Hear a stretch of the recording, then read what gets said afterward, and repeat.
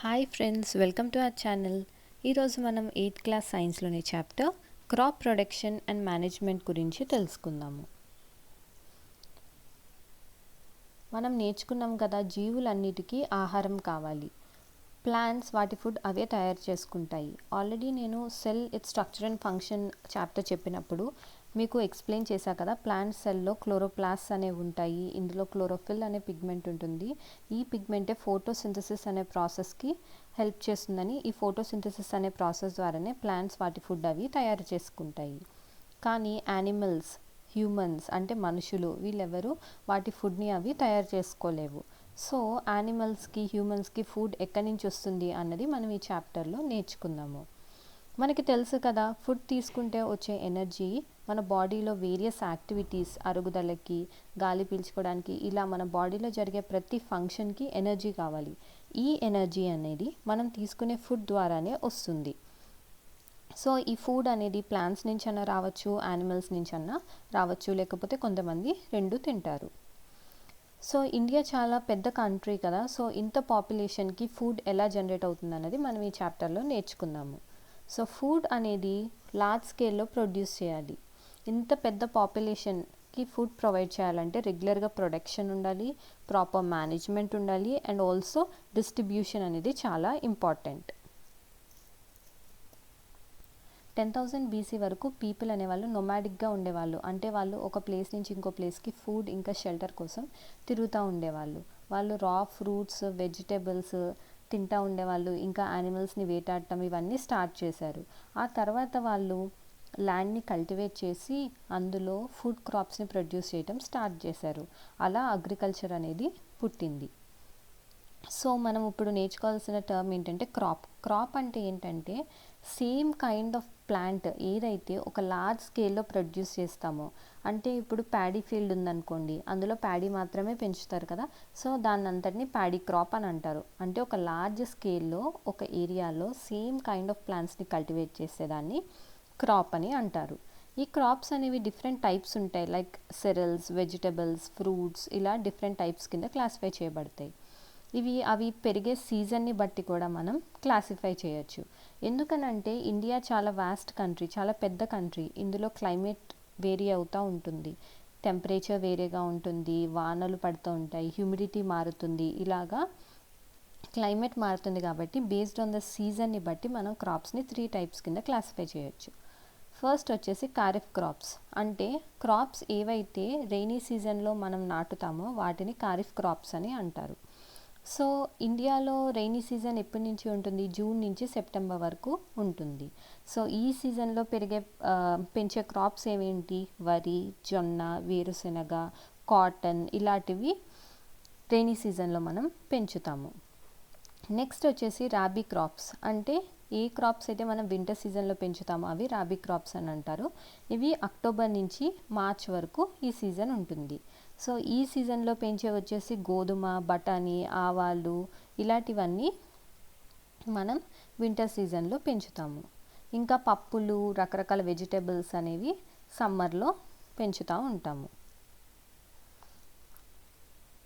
So why paddy cannot be grown in winter season? వరి అనేది winter సీజన్లో ఎందుకు పెంచలేమనంటే ఈ వరికి చాలా వాటర్ కావాల్సి వస్తుంది. సో అందుకే దీన్ని మనం రెయినీ సీజన్లో నాటుతాము. సో ఇప్పుడు మనం basic practices of crop production or agriculture practices గురించి తెలుసుకుందాము.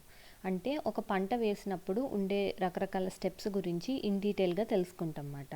సో ఈ స్టెప్స్ ఏంటంటే, ఫస్ట్ స్టెప్ వచ్చేసి ప్రిపరేషన్ ఆఫ్ సాయిల్. అంటే మనం సాయిల్ని ఎలా ప్రిపేర్ చేస్తామో. సోయింగ్ అంటే విత్తనాలు ఎలా నాటుతామో.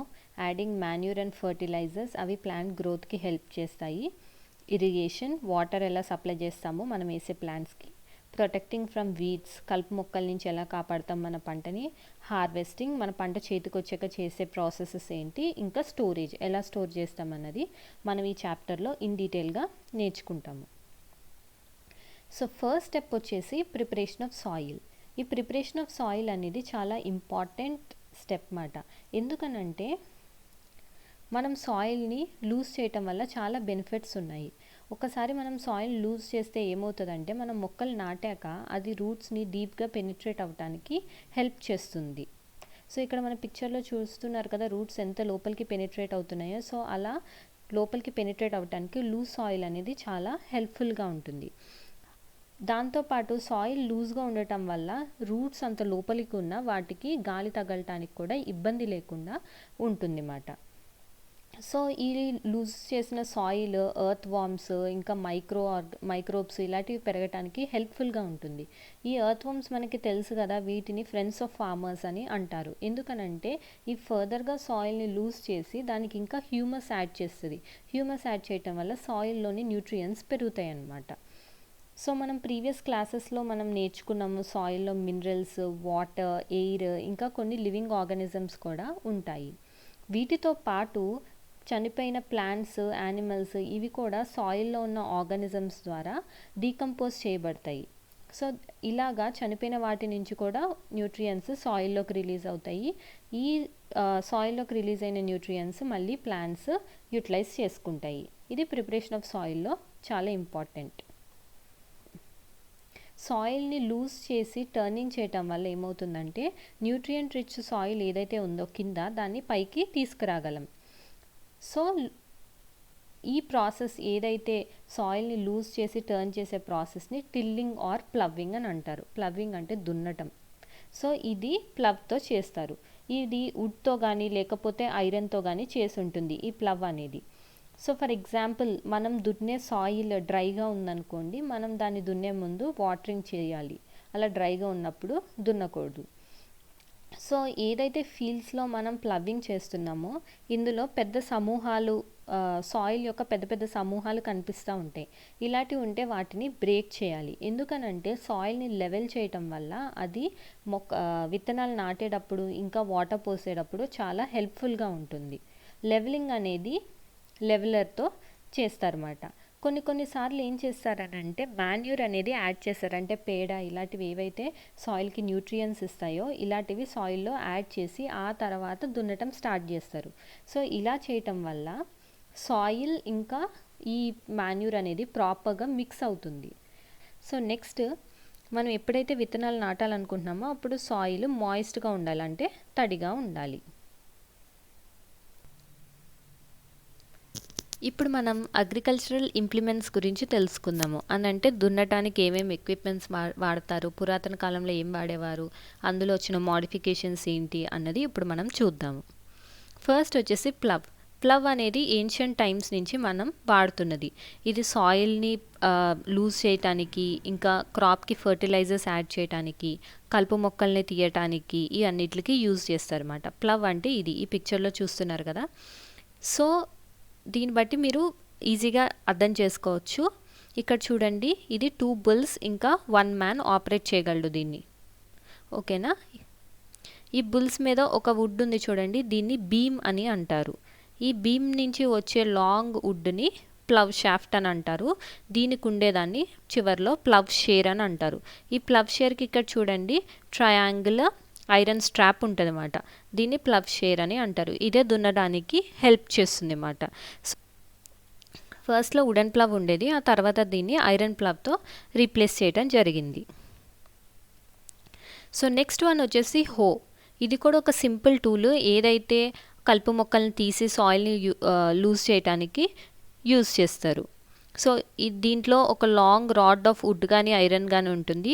అండ్ ఆల్సో ఇక్కడ ఒక బెండ్ ప్లేట్ ఉంది చూడండి, ఒక ఐరన్ ప్లేట్ అనేది ఇక్కడ బెండ్ చేసి ఒక ఎండ్కి ఫిక్స్ అయి ఉంటుంది.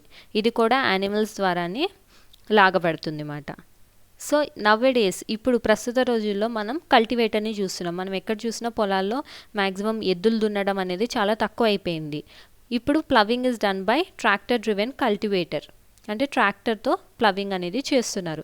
సో దీనివల్ల మనకి లేబర్ తగ్గుతుంది అండ్ ఆల్సో తక్కువ టైంలోనే ఎక్కువ వర్క్ని చేయగలుగుతున్నాము. సో ఇవి ప్లవింగ్కి వాడే ఎక్విప్మెంట్స్ అన్నమాట. ఏవేంటి ప్లవ్, ఇది ఏన్షియంట్ టైమ్స్ నుంచి వాడుతున్నారు. నెక్స్ట్ వచ్చేసి హో అండ్ తర్వాత వచ్చేసి cultivator.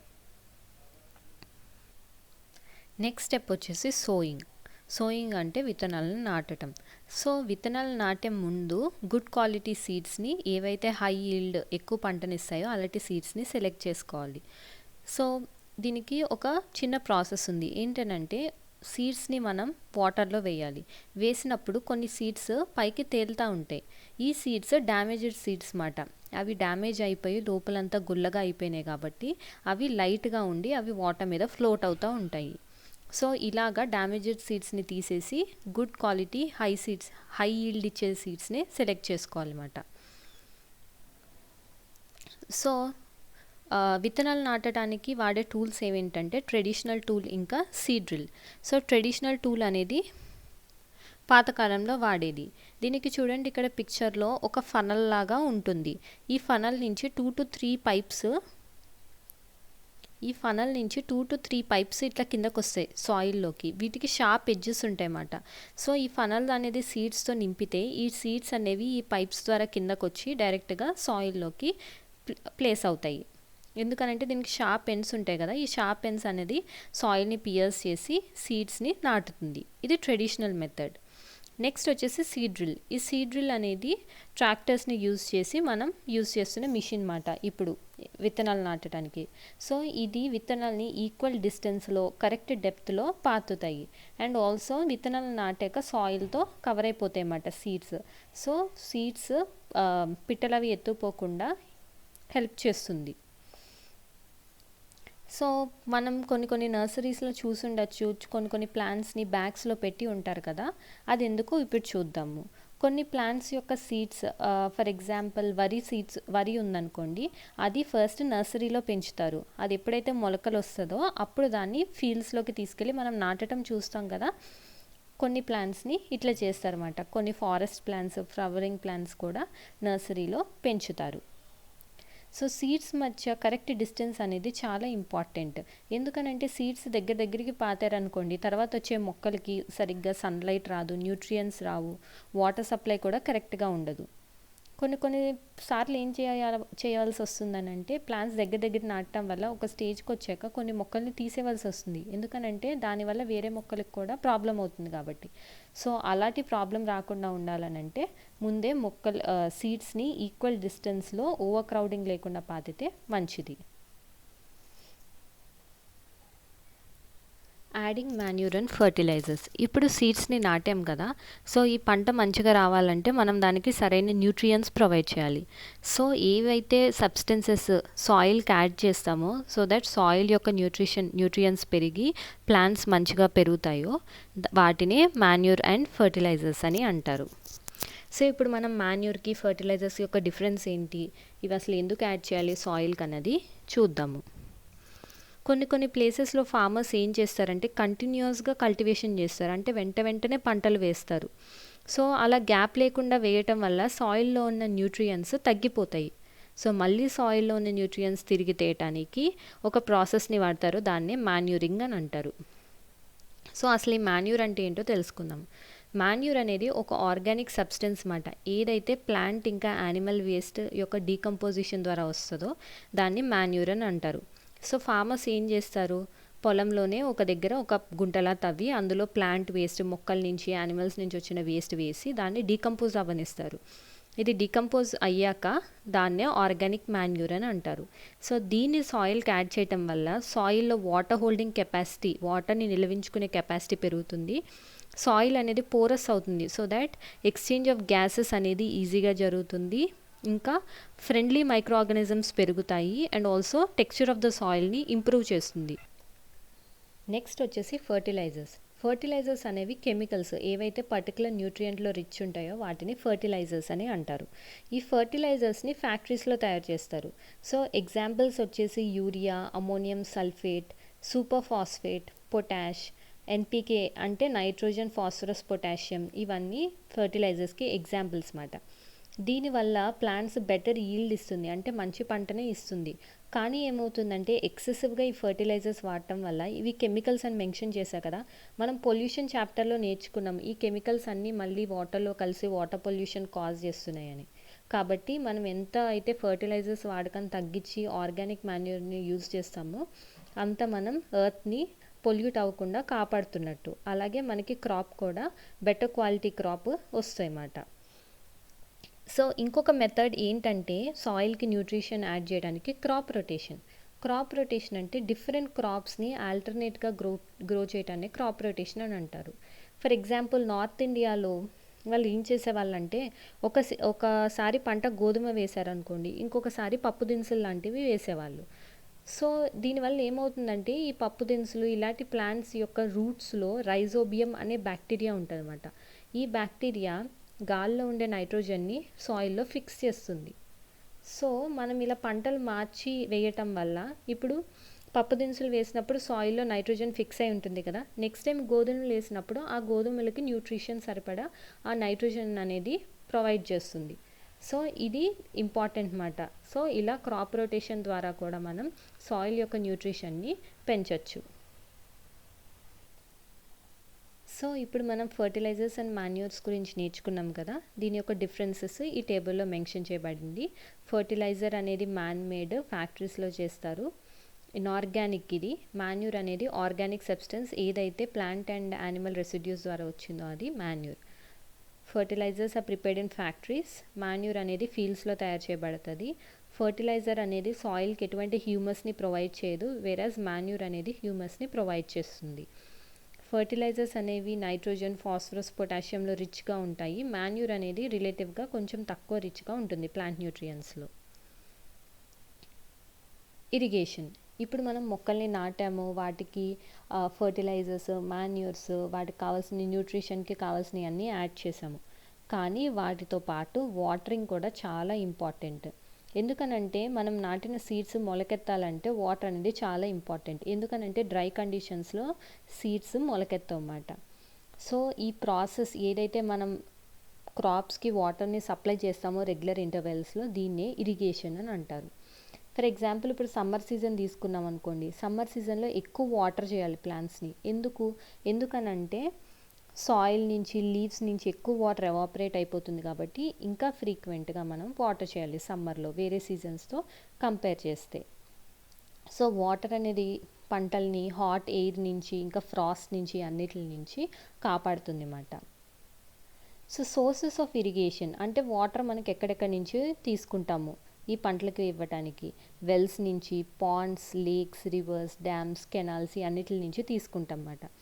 So traditional methods of irrigation, ఇవన్నీ ట్రెడిషనల్ మెథడ్స్ ఆఫ్ ఇరిగేషన్. ఇందులో వెల్స్ ఇంకా లేక్స్ నుంచి వచ్చే వాటర్ని యూజ్ చేసి మ్యాన్ కానీ లేకపోతే క్యాటిల్ కానీ ఇరిగేషన్కి హెల్ప్ చేసేవాళ్ళు అన్నమాట. సో ఈ వాటర్ అనేది పంప్స్ ద్వారా లిఫ్ట్ చేసేవాళ్ళు. డీజిల్ కానీ, ఎలక్ట్రిసిటీ, సోలార్ ఎనర్జీ అవన్నీ యూజ్ చేసేవాళ్ళు ఈ పైప్స్ రన్ అవ్వటానికి. సో వీటికి ఎగ్జాంపుల్స్ వచ్చేసి మోవట్, చైన్ పంప్, డెక్లీ అండ్ రహాత్, ఇవన్నీ వీటికి ఎగ్జాంపుల్స్. ఇవన్నీ traditional methods of irrigation. So next వచ్చేసి modern methods of irrigation. First one వచ్చేసి స్ప్రింక్లర్ సిస్టమ్. ఇది ఎప్పుడైతే యూజ్ చేస్తామనంటే మనకి ల్యాండ్ అనీవెన్గా ఉండి సఫిషియంట్ వాటర్ లేదు అన్నప్పుడు ఈ సిస్టమ్ని యూజ్ చేస్తాము. ఇక్కడ చూడండి మీరు, ద మెయిన్ పంప్ నుంచి ఇట్లా పైప్ లైన్ ఉంది. ఈ పైప్ లైన్స్ నుంచి ఇక్కడ రొటేటింగ్ నాజిల్స్ ఉన్నాయి. ఇవి రెయిన్ పడ్డట్టు స్ప్రింకిల్ చేస్తాయన్నమాట వాటర్ని. మనం పార్క్స్లో కొన్ని ఏరియాస్లో చూసుంటాం కదా, ఇట్లా స్ప్రింకిల్ లాగా వాటర్ వస్తాయని, అదే స్ప్రింక్లర్ మెథడ్. సో ఇది లాన్స్కి, కాఫీ ప్లాంటేషన్కి, ఇంకా అదర్ క్రాప్స్కి యూస్ చేస్తారు. నెక్స్ట్ వన్ వచ్చేసి డ్రిప్ సిస్టమ్. డ్రిప్ సిస్టమ్ అనేది ఇంకా బెటర్ స్ప్రింక్లర్తో కంపేర్ చేస్తే. ఎందుకనంటే ఈ డ్రిప్ సిస్టంలో మీరు చూడొచ్చు, వాటర్ అనేది డ్రాప్ బై డ్రాప్ ప్లాంట్ యొక్క రూట్స్ దగ్గరే డిపాజిట్ అవుతుంది. సో ఇది బెస్ట్ టెక్నిక్ మాట. ఫ్రూట్ ప్లాంట్స్, గార్డెన్స్, ఇంకా ట్రీస్ని వాటర్ చేయడానికి ఇది బెస్ట్ మెథడ్. ఎందుకనంటే వాటర్ ఏమాత్రం వేస్ట్ అవ్వదు. ఏ ఏరియాస్లో అయితే వాటర్ తక్కువ ఉంటుందో అలాంటి ఏరియాస్లో ఇది వాడటం వల్ల తక్కువ వాటర్తోనే మంచిగా అన్ని ప్లాంట్స్కి వాటర్ చేయొచ్చు. Protection from weeds. మనం వేసే పంటలో కలుపు మొక్కలు కూడా పెరుగుతూ ఉంటాయి. వీటిని వీడ్స్ అని అంటారు. ఈ వీడ్స్ని రిమూవ్ చేసే ప్రాసెస్ని వీడింగ్ అని అంటారు.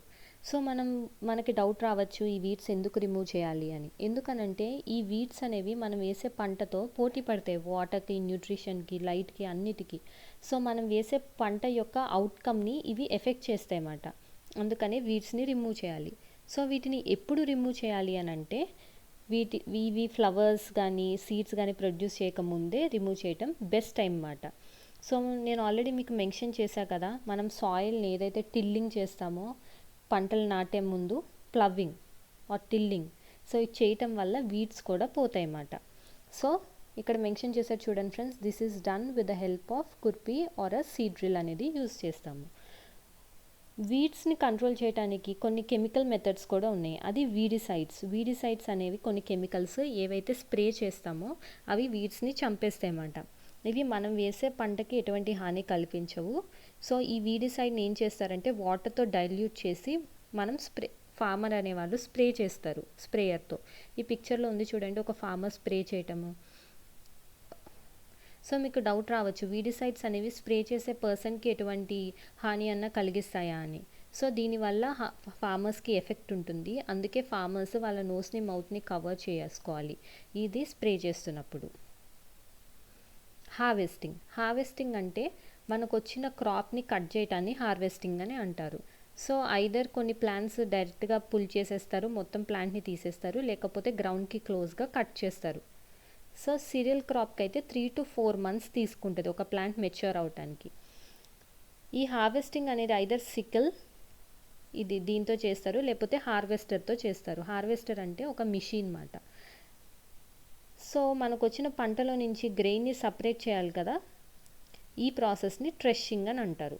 ఇక్కడున్న మిషన్ చూడండి, దీన్ని కంబైన్ అని అంటారు. ఇది హార్వెస్టర్ కమ్ ట్రెషర్ అన్నమాట. అంటే మొక్కల్ని కట్ చేస్తుంది, దాంట్లో నుంచి వచ్చే గ్రెయిన్స్ని కూడా సపరేట్ చేస్తుంది.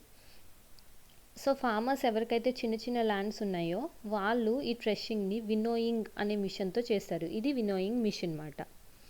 మీరు హార్వెస్ట్ ఫెస్టివల్స్ గురించి వినే ఉంటారు కదా, అంటే మన ఫార్మర్స్ పొంగల్, హోలీ, దివాళీ ఇలాంటివన్నీ హార్వెస్ట్ ఫెస్టివల్స్ కింద జరుపుకుంటారు. ఎందుకనంటే వీళ్ళు 3-4 months కష్టపడ్డాక వీళ్ళ కష్టాన్ని అంతా మర్చిపోయేలాగా వాళ్ళకి చాలా మంచి పంట వస్తుంది. సో వాళ్ళు దాన్ని సెలబ్రేట్ చేసుకుంటారు హార్వెస్ట్ ఫెస్టివల్స్ ద్వారా. నెక్స్ట్ వచ్చేసి స్టోరేజ్. సో ఇప్పుడు మన పంట చేతికి వచ్చింది కాబట్టి దీన్ని ఎలా స్టోర్ చేయాలన్నది చాలా ఇంపార్టెంట్. సో వచ్చిన పంటని లాంగర్ టైంకి సేఫ్గా ఉంచాలనంటే అది మాయిశ్చర్ నుంచి, ఇన్సెక్ట్స్, ర్యాట్స్, మైక్రో ఆర్గానిజమ్స్ ఈ అన్నిటి నుంచి కాపాడాలి వాటిని.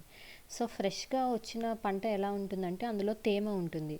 సో దీన్ని ఇలాగే స్టోర్ చేస్తే అందులో బ్యాక్టీరియా, ఫంగై ఇవన్నీ పెరగచ్చు అన్నమాట. సో ఏం చేయాలంటే మంచిగా డ్రై చేయాలి ఈ అన్నిటిని స్టోర్ చేసే ముందు. సో ఫార్మర్స్ వీటిని జూట్ బ్యాగ్స్లో లేకపోతే మెటాలిక్ బిన్స్లో స్టోర్ చేస్తారు. లార్జ్ స్కేల్లో అయితే గోడౌన్స్లో, సిలోస్ ఇలాంటి ప్లేసెస్లో స్టోర్ చేస్తారు మరి. సో ఇంట్లో గ్రెయిన్స్ని స్టోర్ చేయడానికి డ్రైడ్ నీమ్ లీవ్స్ని వాడతారు. ఫుడ్ ఫ్రమ్ యానిమల్స్, మనం నాన్ వెజిటేరియన్స్ కూడా ఉంటారు కదా, యానిమల్స్ నుంచి వచ్చే ఫుడ్స్ కూడా ఉంటాయన్నమాట. సో కోస్టల్ ఏరియాలో ఉండేవాళ్ళు ఫిష్ని major source of the diet కింద కన్సిడర్ చేస్తారు. సో యానిమల్స్ ఏవైతే ఇంటి దగ్గర లేకపోతే ఫార్మ్స్లో పెంచుతారో వాటికి ప్రాపర్ ఫుడ్, షెల్టర్, కేర్ ఇవన్నీ ఇస్తారు. ఇది లార్జ్ స్కేల్లో చేస్తే దాన్నే యానిమల్ హస్బెండరీ అని అంటారు. ఫిష్ అనేది హెల్త్కి చాలా మంచిది. మనకి కాడ్ లివర్ ఆయిల్ అనేది వస్తుంది ఫిష్ నుంచి. అది వైటమిన్ డిలో చాలా రిచ్గా ఉంటుంది. సో ఈ చాప్టర్లో మనం నేర్చుకున్న కీవర్డ్స్ ఏంటి friends? Agricultural practices, animal husbandry, crop, fertilisers, harvesting, irrigation, plough, rabi, seeds, silo, sowing, threshing, weeds, weedicide and winnowing.